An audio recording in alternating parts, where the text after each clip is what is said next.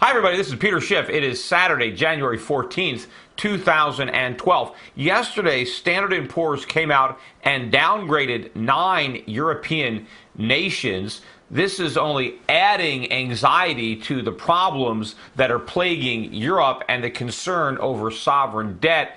The result sent money pouring into the U.S. dollar.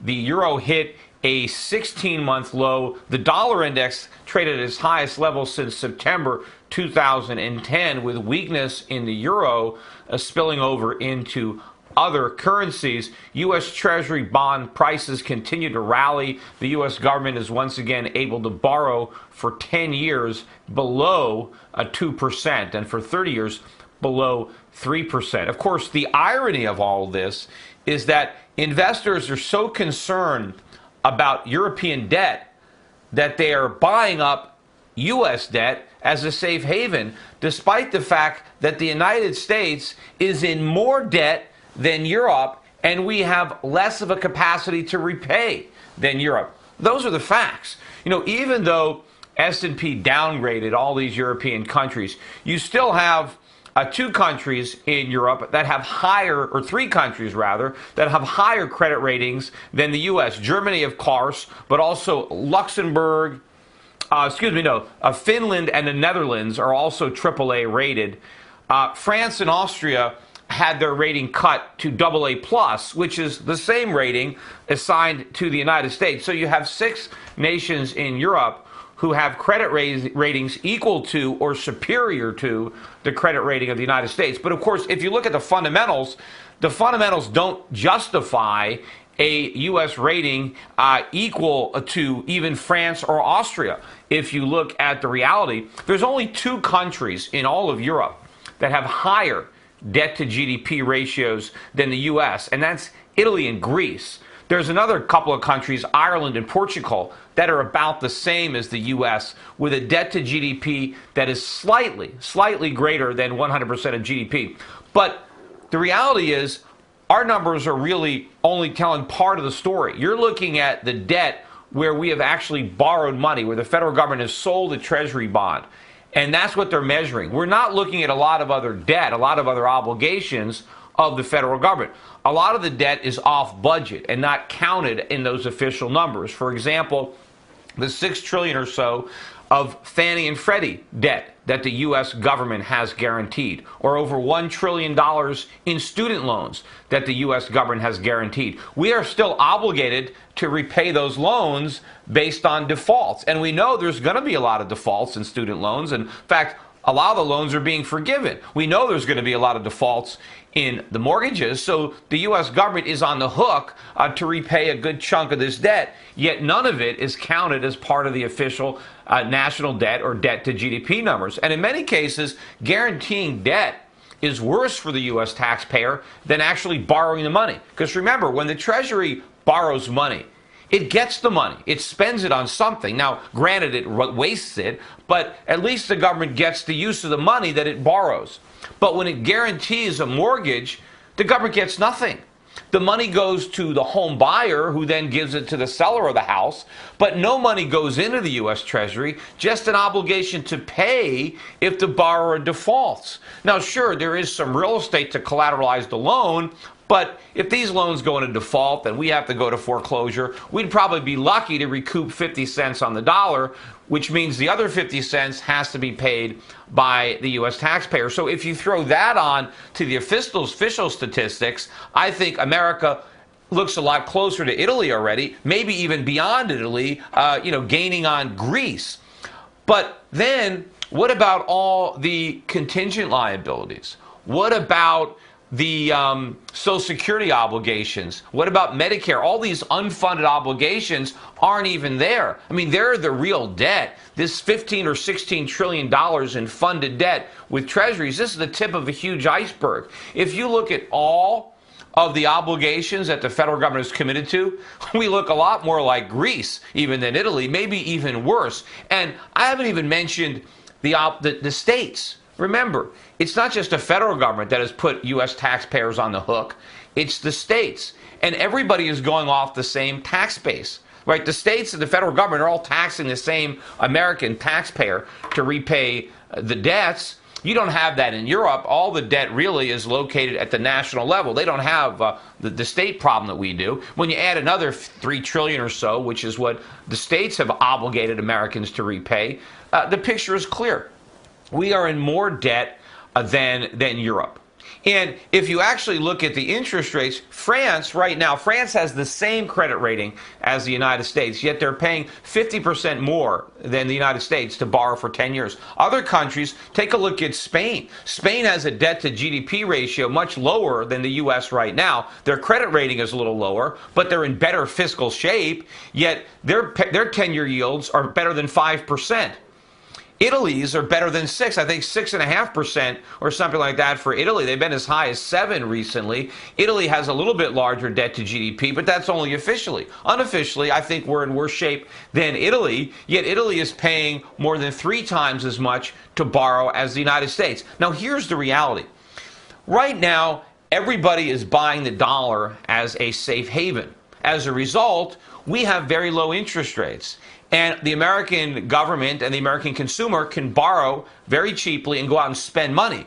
And that creates the illusion that our economy is in better shape than European economies. But it's only in better shape, and again, only if you think that spending borrowed money counts as being in good shape. But it's only in better shape because people are worried about the problems in Europe and sending money to the United States, keeping our interest rates down. If interest rates in Europe were still as low as they are in America, in Spain or in Italy or in Greece, there wouldn't be a problem.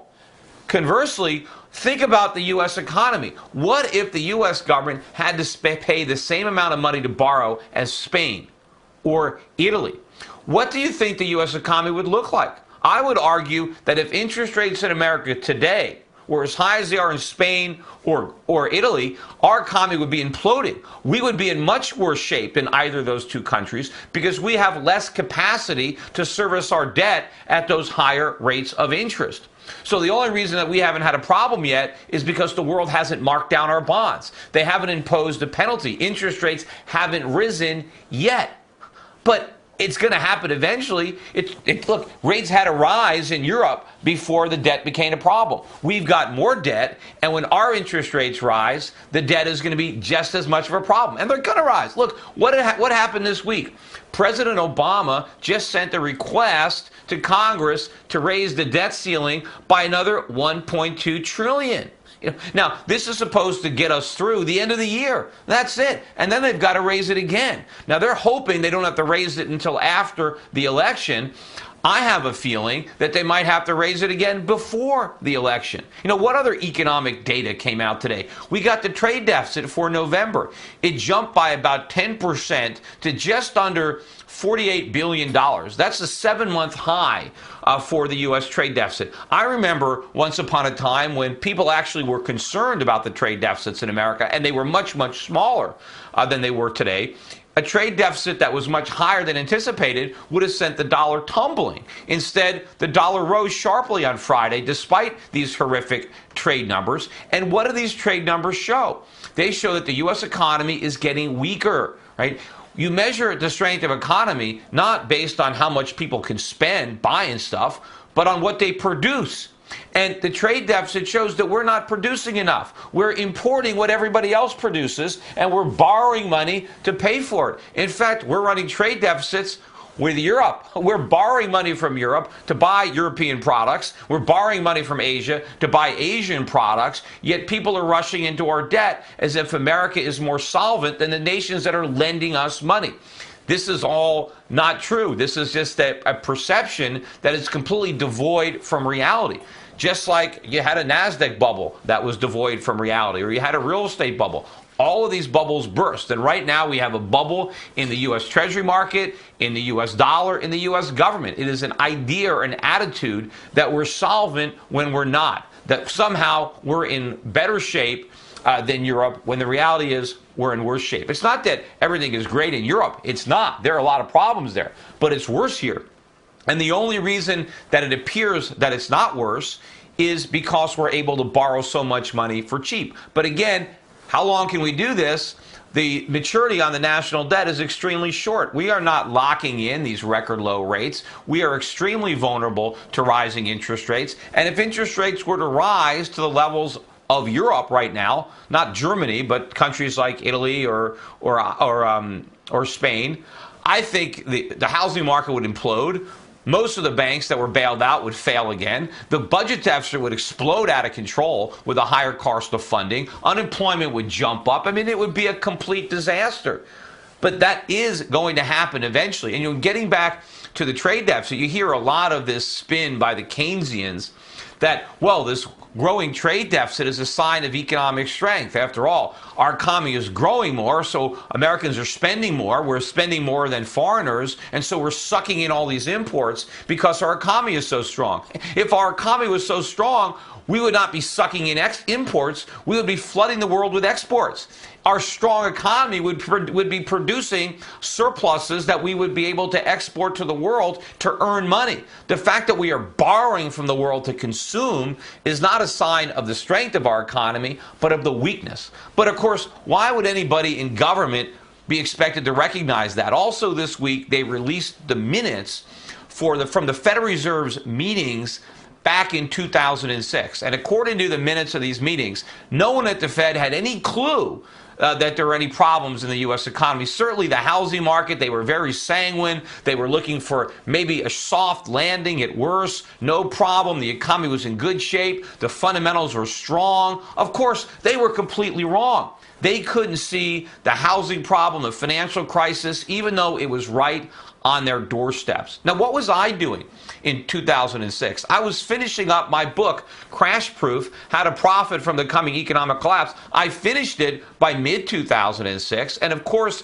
I was writing all sorts of articles in 2004, 2005 that I was publishing on my website, that were all over the internet, that I was sending to hundreds of reporters throughout the country, pointing out all the problems that no one at the Fed could see.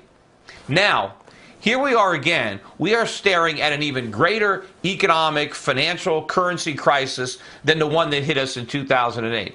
And the same people who said not to worry, no problem, back in 2006, they couldn't see any problems looming on the horizon, are once again telling us everything is great, the U.S. economy is recovering. They're wrong. And the same people, and I'm not the only one that was warning about the problems back in 2006 and earlier, and I'm not the only one warning about the problems that are coming.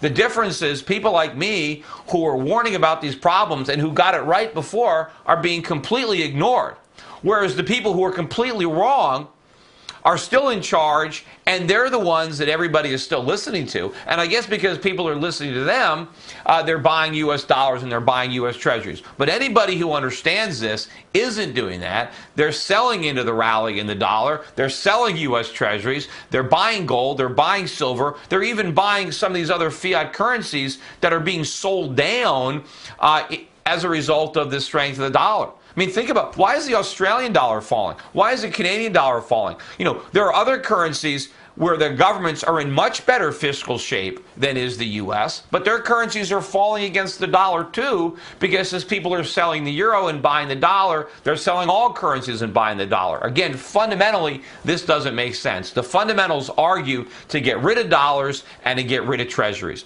Anyway, we've got a holiday weekend coming up. The U.S. markets are closed in observance of Martin Luther King Day on Monday, but it promises to be a pretty volatile week in the wake of these Friday downgrades. And don't forget, if you want more frequent updates, listen regularly to the Peter Schiff Show on schiffradio.com. It's Monday through Friday, 10 a.m. to noon Eastern Time. Thanks again, everybody.